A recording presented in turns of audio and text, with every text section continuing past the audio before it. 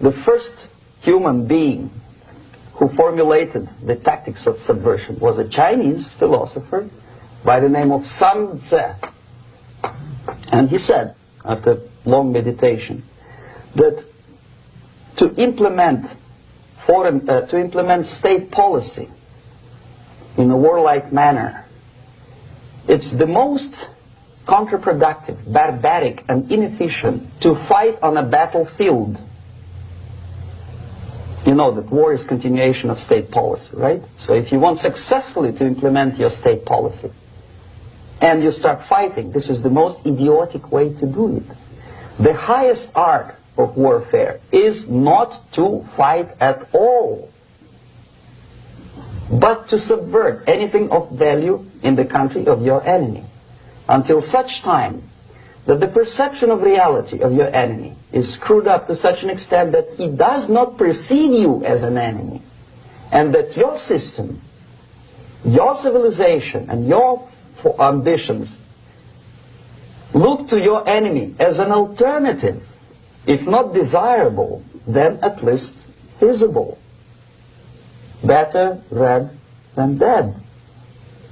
That's the ultimate purpose, the final stage of subversion, after which you can simply take your enemy without a single shot being fired, if the subversion is successful. This is basically what subversion is. What subversion is, basically, it consists of 4 periods, time-wise. If we start from here and go this way, time, right? This is the beginning point. The first stage of subversion is the process which is called, basically, demoralization. It says for itself what it is. It takes from, say, 15 to 20 years to demoralize a society. Why 15 or 20 years?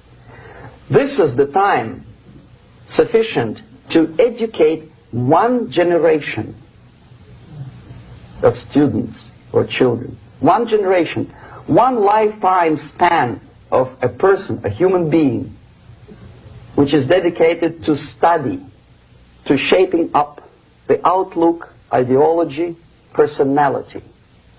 No more, no less. Usually it takes from 15 to 20 years.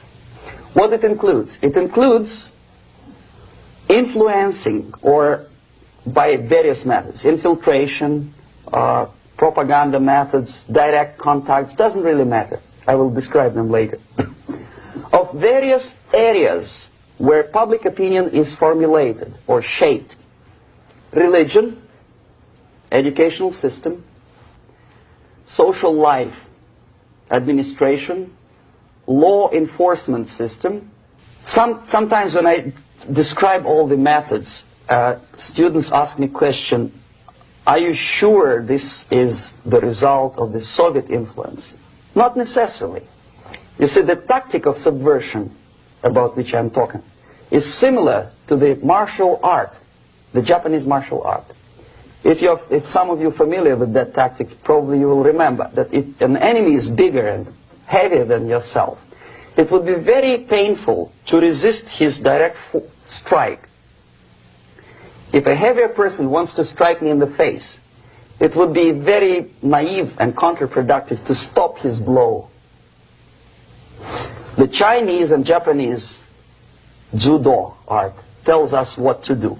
First to avoid the strike, then to grab the fist and continue his movement in the direction where it was before, right? Until the enemy crashes in the wall.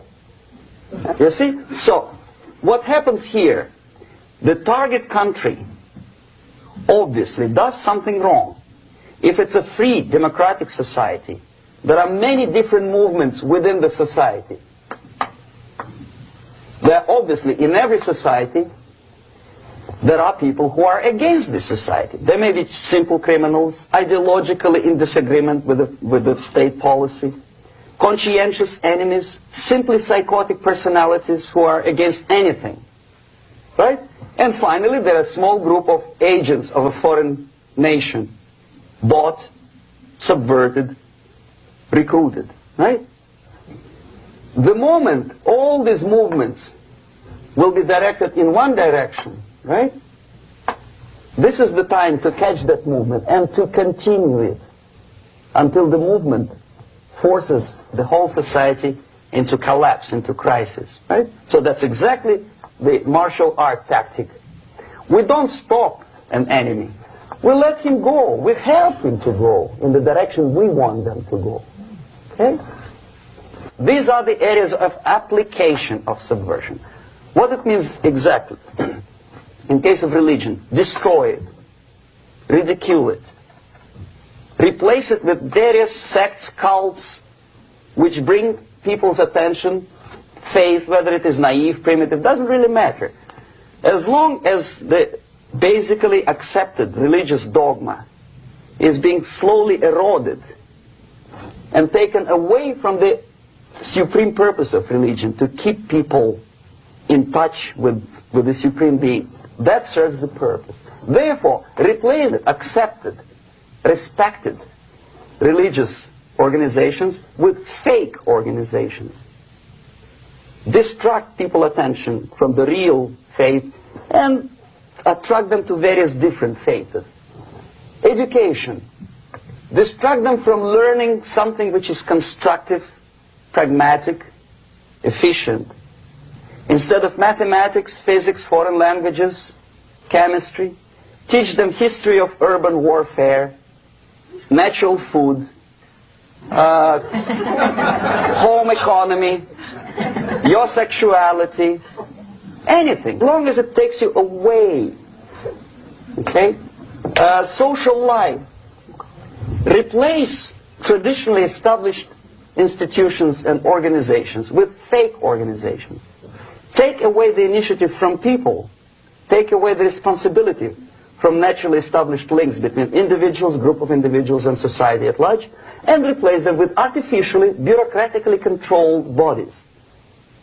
Instead of social life and friendship between neighbors, establish social workers institutions. People who are on payroll of whom? Society? No. Bureaucracy. Power structure. Okay. The natural bodies of administration, which are traditionally either elected by people at large or appointed by elected leaders of society, are being actively substituted by artificial bodies. The bodies of people, groups of people, whom nobody elected. Never. As a matter of fact, most of the people don't like them at all, and yet they exist. One of such group is media. Who elected them? How come they have so much power? Almost monopolistic power on your mind. They can rape your mind. But who elected them? How come they have a nerve to decide what is good and what is bad for the elected by you, president and his administration? Who the hell are they? Power structure slowly is eroded by the bodies and groups of people who do not have neither qualification nor the will of people to keep them in power, and yet they do have power. The next step is destabilization.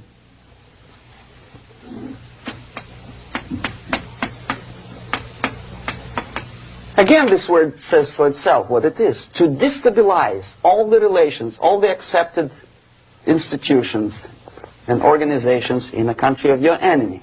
How you do it? You don't have to send a battalion of KGB agents to blow up bridges. No. You let them do it themselves. Here it's radicalization. On the stage of destabilization, we cannot come to compromise even within a family. The husband and wife couldn't figure out which is better. Husband wants his kids to eat at the table, and wife wants a child to roam around the room and drop food all over the floor. They cannot come to compromise unless they start a fight. It's impossible to reach a compromise, constructive compromise between neighbors. This stabilization process usually leads directly to the process of crisis.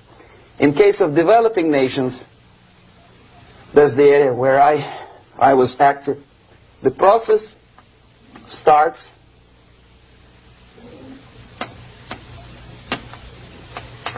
when the legitimate bodies of power, the social structure collapse, it cannot function anymore. So instead, we have artificial body injected into society, such as non-elected committees. You remember I was talking about them here. Social workers who are not elected by people, media who are self-appointed rulers of your opinion, some strange groups which claim that they know how to lead society forward. They don't usually. All they care is how to collect donations and sell their own concocted ideology, mixture of religion and ideology. Here, we have all this artificial body claiming power. If the power is denied to them, they take it by force. In case of Iran, for example, all of a sudden we have revolutionary committees. What kind of revolution? There was no revolution yet, and yet they had the committees. They were taking power of judgment. They had the power of execution, they had the power of legislation, and that they had the power of judicial. All of them combined in one person, who is half-baked intellectual, sometimes graduated from Harvard University or Berkeley. He comes back to his country and he thinks that he knows the answer to all the social, economical problems. Okay? Crisis is when society cannot function any more productively. It collapses, obviously. That's the word for crisis. Could be stopped right here, both as an expert and as an impert. And that takes one step, one very important thing to do. You don't have to expel all the KGB agents from Washington, D.C. The most difficult and at the same time the simplest answer to the subversion is to start it here and even before, by bringing back the society to religion, something that you cannot touch and eat and put on yourself, but something that rules society and makes it move and preserve it. So the answer to ideological subversion, strangely enough, is very simple. You don't have to shoot people, you don't have to aim missiles and Pershings and cruise missiles at Andropov's headquarters. You simply have to have faith and prevent subversion. In other words, not to be a victim of subversion. Don't try to be a person who in judo is trying to smash your enemy and being caught by your hand. Don't strike like that. Strike with the power of your spirit and moral superiority. If you don't have that power, it's high time to develop it. And that's the only answer.